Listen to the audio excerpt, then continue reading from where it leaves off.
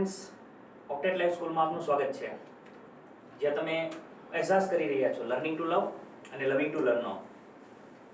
છેલ્લા ઘણા સમયથી શ્રેણિકની અંદર આપણે વિચરી રહ્યા છીએ, શ્રેણિકનો અનુભવ કરતા રહ્યા છીએ. ઘણા બધા પ્રકારના શ્રેણિક જોયા, તેમના ગુણધર્મો જોયા, અને આજે એ જ શ્રેણિકમાં અંતિમ પડાવ તરફ આપણે આગળ વધવાના છીએ.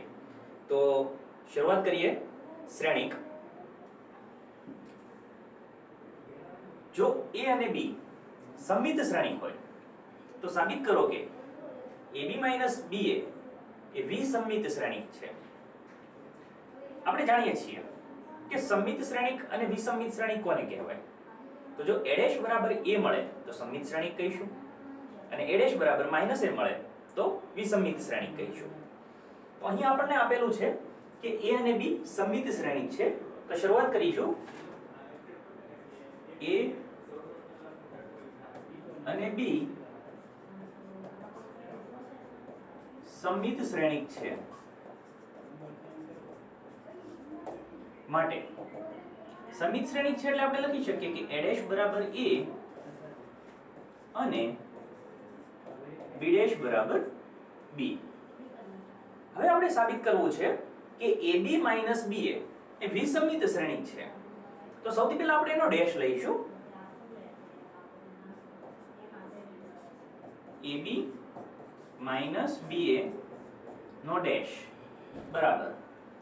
હવે પરિવર્તના ગુણધર્મ પ્રમાણે જો સરવાળો કે બાદબાકી હોય તો ડેશ તરત જ આપી શકાય છે. તો અહીંયા લખી શકીએ આપણે ab નો ડેશ માઈનસ ba નો ડેશ બરાબર. હવે આ ડેશ ગુણાકારને લાગુ પડે છે. તો પરિવર્ત માટે ગુણાકારમાં જ્યારે ડેશ લાગુ પડે તો તેનો ક્રમ બદલાઈ જાય છે. તેથી અહીંયા થશે b' a' માઈનસ અહીંયા થશે a' b' બરાબર. પરંતુ આપણે જાણીએ છીએ કે a' બરાબર a અને b' બરાબર b આપણી પાસે છે. તો અહીંયા b' ની જગ્યાએ b લખી શકાય, a' ની જગ્યાએ a લખી શકાય, માઈનસ ફરી પાછું a' ની જગ્યાએ a અને b' ની જગ્યાએ b. આને હું પરિણામ 1 આપી દઉં તો અહીંયા લખી શકાય પરિણામ 1 પરથી. તો જોઈ શકો છો કે અહીંયા ba - ab છે. હવે જો આમાંથી માઈનસ કોમન લઈએ તો લખી શકીએ આપણે ab - ba. તો આપણે શરૂઆત કરેલી હતી ab - ba ના ડેશ થી, અને આપણને મળે છે માઈનસ ab - ba. તો માટે સાબિત થાય કે ab - ba વિસંમિત શ્રેણિક છે. તો આ રીતે આપણે સાબિતી આપી શકીએ છીએ. જો a એ સમમિત અથવા વિસંમિત હોય તો તે અનુસાર નક્કી કરો કે b' a b એ સમમિત અથવા વિસંમિત છે. એનો મતલબ એવો થયો કે જો a સમમિત હશે તો b' a b સમમિત હશે, અને જો a વિસંમિત હશે તો b' a b વિસંમિત હશે. તો અહીંયા આપણે બે વિકલ્પો લેવા પડશે. તો શરૂઆતમાં લઈએ. ધારો કે a સમમિત શ્રેણિક છે તો માટે a' બરાબર a. હવે આપણે b' ab થી શરૂઆત કરીશું. b' ab નો ડેશ. પરંતુ ગુણાકારની અંદર આપણી પાસે બે જ શ્રેણિક હોવા જોઈએ તો આપણે ગુણાકારનો નિયમ લગાવી શકીએ છીએ. તો અહીંયા મારે ગ્રુપ બનાવવું પડશે. તો હું b' ને બહાર રાખું છું અને ab નું ગ્રુપ બનાવી દઉં ડેશ. તો હવે આપણી પાસે બે શ્રેણિક બની ગયા. એક b' છે અને એક ab આખો શ્રેણિક છે. તો જ્યારે ડેશ લગાવીશું તો ab નો ડેશ આગળ આવી જશે અને અહીંયા થઈ જશે b' નો ડેશ. ab ના ડેશ માટે આપણી પાસે છે b' a' અને b' નો ડેશ એટલે b થશે. કોઈ પણ શ્રેણિકનો પરિવર્તનો પરિવાર એ ફરી પાછો પોતે જ મળે છે આપણને બરાબર. હવે આપણે જાણીએ છીએ કે a' બરાબર a છે, તો હું a' ની જગ્યાએ a મૂકી શકું, તો b' a b. આપણે શરૂઆત કરેલી હતી કે b' a b ના ડેશ થી, તો આપણને મળે છે b' a b. એનો મતલબ એવો થયો કે માટે b' a b સમમિત શ્રેણિક છે. તો પહેલો પાર્ટ અહીંયા પૂરો થાય છે બાળ મિત્રો. બીજો પાર્ટ શરૂ કરીએ. ધારો કે a વિસંમિત શ્રેણિક છે. તો જો વિસંમિત હોય તો a' બરાબર -a લખાશે. શરૂઆત કરીશું ફરી પાછું b' ab ના ડેશ થી. તો એ જ પ્રમાણે ફરી પાછું આપણે ab નું ગ્રુપ બનાવી દઈએ. તો b' ab આખાનો ડેશ. તો આગળ પાછળ આવશે, અહીંયા થશે ab નો ડેશ, અહીંયા b' નો ડેશ. તો ab ના ડેશ નું સૂત્ર બને છે b' a ડેશ, અને અહીંયા થઈ જશે b' નો ડેશ એટલે b. હવે a' બરાબર આપણી પાસે -a છે, તો b' into -a into b થશે. તો આ માઈનસ આગળ આવી જશે, તો b' ab. તો આપણે શરૂઆત કરેલી હતી b' ab ના ડેશ થી, આપણને મળે છે -b' ab. એનો મતલબ એવો થાય કે માટે b' ab વિસંમિત શ્રેણિક છે. તો આ રીતે શ્રેણિક એ જો સંમિત હોય તો આપેલો શ્રેણિક સંમિત છે, અને એ જો વિસંમિત હોય તો આપેલો શ્રેણિક વિસંમિત છે, તેવું આપણે સાબિત કરી શકીએ છીએ. તો શ્રેણિક a બરાબર 0 to yz xy - z અને x - yz આપેલું છે, અને આપણને એક પરિસ્થિતિ આપી છે કે a into a' બરાબર i. તો ત્યાંથી આપણે શરૂઆત કરીશું. તો a' into a થી આપણે શરૂઆત કરીએ.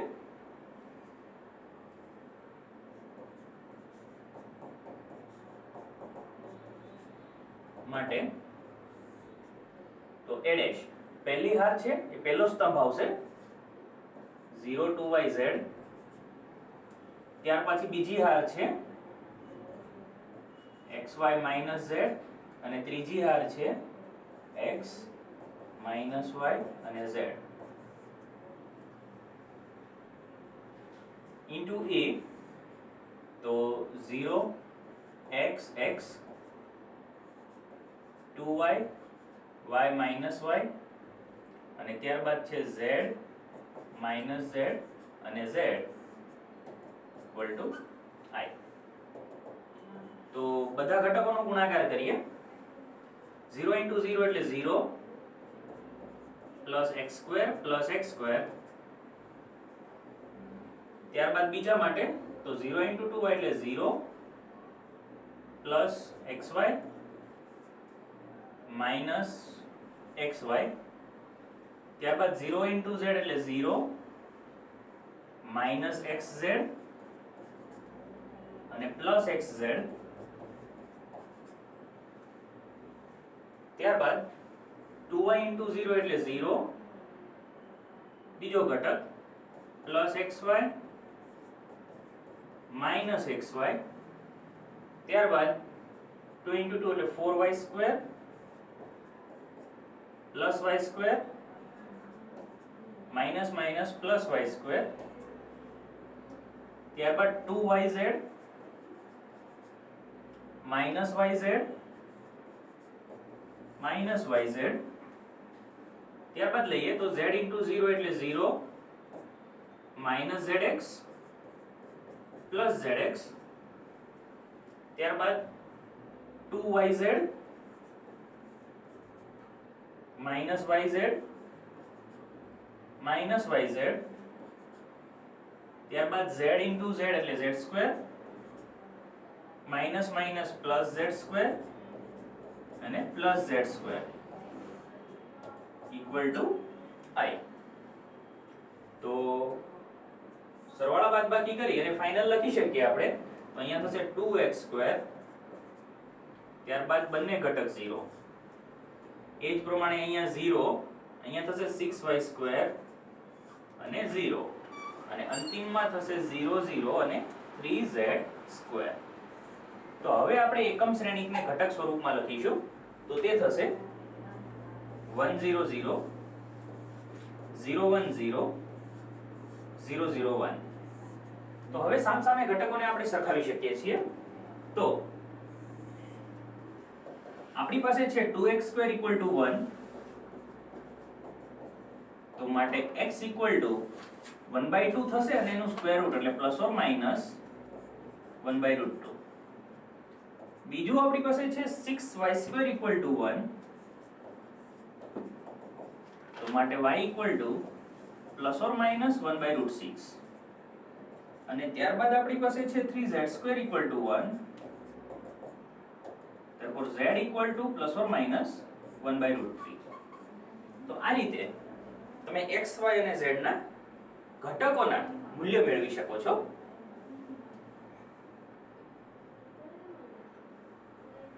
આ પ્રકારના પ્રોબ્લેમ 2 માર્ક્સ અને 3 માર્ક્સ ની અંદર બોર્ડ સેક્શન ની અંદર પૂછવામાં આવે છે. તો x ની કઈ કિંમત માટે આપેલા નિશ્ચયકનું મૂલ્ય 0 થાય, તો આપણે એવું x નું સમીકરણ પહેલા મેળવવું પડશે. તો સૌથી પહેલા આપણે ગણતરીની શરૂઆત કરીએ. તો નિશ્ચયક લખી દઈશું. શ્રેણિક આપણી પાસે છે 1 2 1,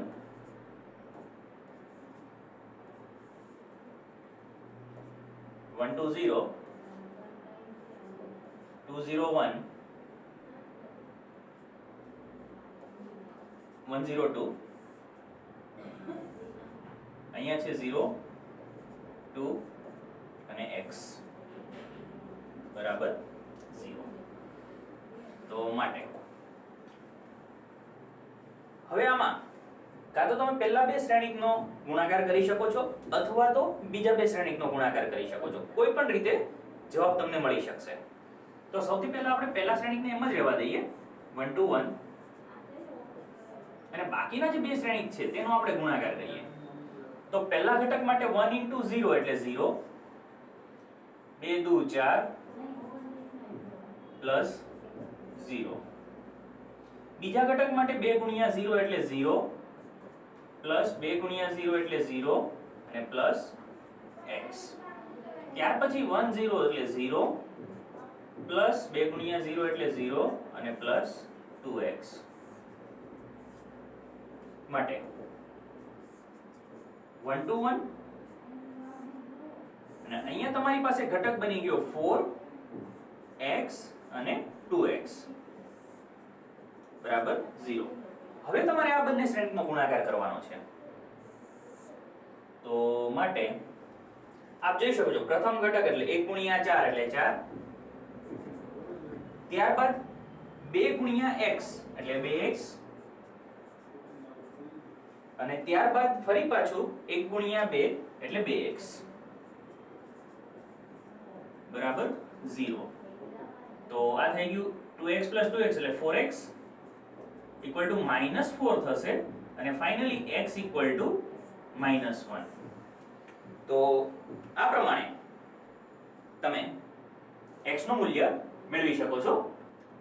જો a બરાબર 3 1 અને -1 2 હોય તો સાબિત કરો કે a² - 5a + 7i = 0. તો આ પ્રકારના સમીકરણમાં સૌથી પહેલા આપણે જોઈ લેવાનું કે આપણી પાસે i નું મૂલ્ય છે, આપણી પાસે a નું મૂલ્ય છે, તો આપણે a² નું મૂલ્ય મેળવવું પડશે. તો સૌથી પહેલા આપણે a² મેળવી લઈશું. a² બરાબર a * a, તો 3 1 -1 2, 3 1 -1 2 બરાબર 3 તેરી 9 ઓછા 1. ત્યારબાદ 3 એકા 3, 2 એકા 2. ત્યારબાદ અહીંયા -3 -2 અને ચોથો ઘટક -1 અને વત્તા 2 દુ 4, તો ઇક્વલ ટુ એ તમારો ઘટક થઈ જશે 8, 3 ને 2 5, અહીંયા -5 અને 3, તો આપણી પાસે a² મળી ગયો. હવે આપણે LHS લઈએ, તો LHS બરાબર a² minus 5a plus 7i. ચલો એ મૂલ્ય લઈ લઈએ, 8 5 -5 3 -5 ઇન્ટુ એ આપણી પાસે છે 3 1 -1 2 પ્લસ 7 i આપણી પાસે છે 1 0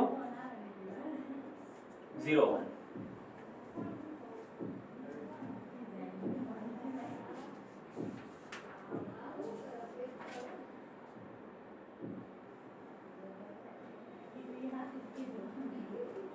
બરાબર, તો 8 5 -5 3 માઈનસ 5 નો ગુણાકાર કરી દઈએ એટલે 5 તેરી 15, 5 એકા 5 -5 અને 5 દુ 10 વત્તા એ જ પ્રમાણે 7 નો ગુણાકાર કરી દઈએ 7 0 0 7. બરાબર, હવે અનુરૂપ ઘટકોની સરવાળા બાદબાકી કરીએ, 8 -15 વત્તા 7, એ જ પ્રમાણે 5 -5 વત્તા 0, અહીંયા -5 માઈનસ પ્લસ 5 વત્તા 0, અને ત્યાર પછી 3 -10 plus 7 equal to 0 0 0 0 equal to O equal to RHS. તો આ પ્રમાણે તમે સાદુરૂપ આપી શકો છો.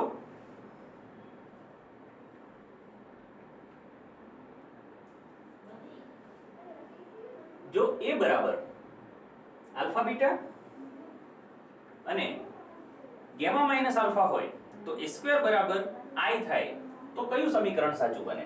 તો આપણને a² બરાબર i આપેલું છે, તો ત્યાંથી આપણે શરૂઆત કરીએ.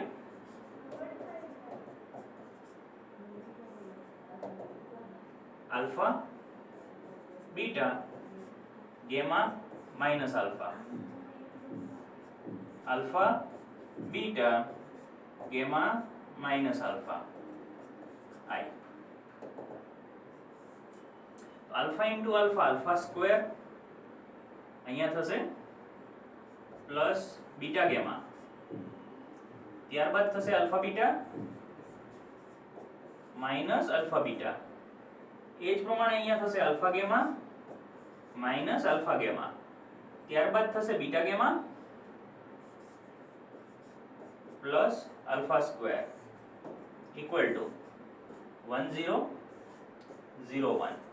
તો સામસામે ઘટકોને સરખાવી દઈએ, તો alpha square plus beta gamma equal to 1.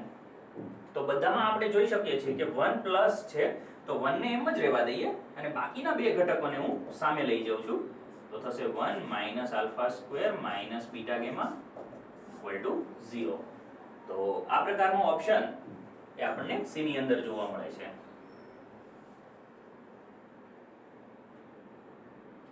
જો શ્રેણિક A એ સમમિત અને વિસમિત બંને હોય તો નીચેના ઓપ્શન આપ્યા છે, તો કે A વિકર્ણ શ્રેણિક છે, A શૂન્ય શ્રેણિક છે, A ચોરસ શ્રેણિક છે, કે આમાંથી એક પણ નહીં. તો બાળકો યાદ રાખો કે જ્યારે પણ કોઈ શ્રેણિક સમમિત અને વિસમિત બંને આપે એવા સમયે આપેલો શ્રેણિક હંમેશા શૂન્ય શ્રેણિક હશે, તો જ એ સમમિત અને વિસમિત બંને થશે. બાકીના દરેક પ્રક્રિયામાં કોઈ પણ શ્રેણિક એ સમમિત કે વિસમિત સ્વયં ના હોઈ શકે. ત્યારબાદ છે, જો A એ a² બરાબર a થાય તેવો એક ચોરસ શ્રેણિક છે, તો i plus a નો ક્યુબ minus 7a બરાબર કેટલું થશે? તો આપણે શરૂઆતથી જ સમીકરણ લઈ લઈએ. i plus a cube minus 7a. તો આ આઈડિયલી થઈ ગયું a પ્લસ b નો ક્યુબ. તો એનું સૂત્ર આપણી પાસે છે a cube plus b cube plus 3ab કૌંસમાં a plus b minus 7a.